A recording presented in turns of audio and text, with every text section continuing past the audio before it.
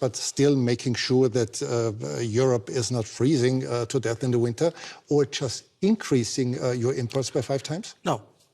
Europe has managed to reduce its imports while doing it in a manner in which it is comfortable for Europe. Comfortable? If that, it's manageable. It's manageable. Maybe a little bit of an overstatement. Now, if at 60,000 euros or whatever is your per capita income, you are so caring about your population.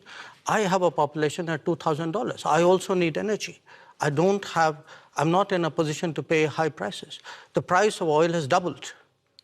So, and what Europe is doing is also moving into the Middle East and diverting production out of the Middle East into Europe and raising prices. So European actions actually are putting pressure on the global oil markets and on my imports as well.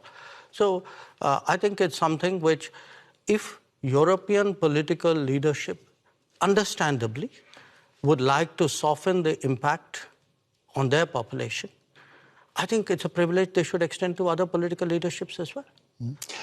Are you reluctant toward Moscow as well, because Russia is India's most important supplier of weapons and military equipment? And therefore? Are you reluctant to criticize Moscow?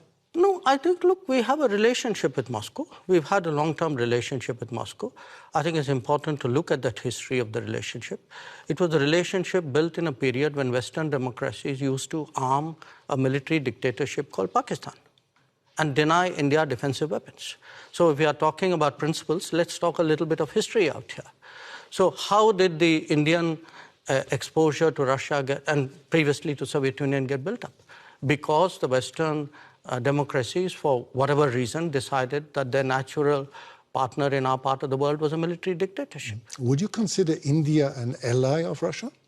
No, I think India doesn't. We are an independent country. We do not define ourselves or perceive ourselves in alliance terms. That's very much a Western terminology. It's not a term that we use.